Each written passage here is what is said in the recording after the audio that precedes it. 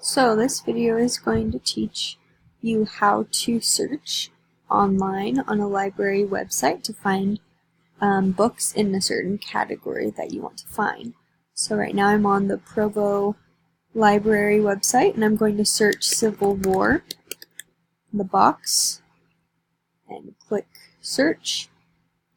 and it's going to come up with a list of options,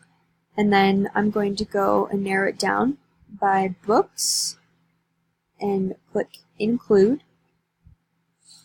which will narrow it down to only books. Then I can go here on the side and see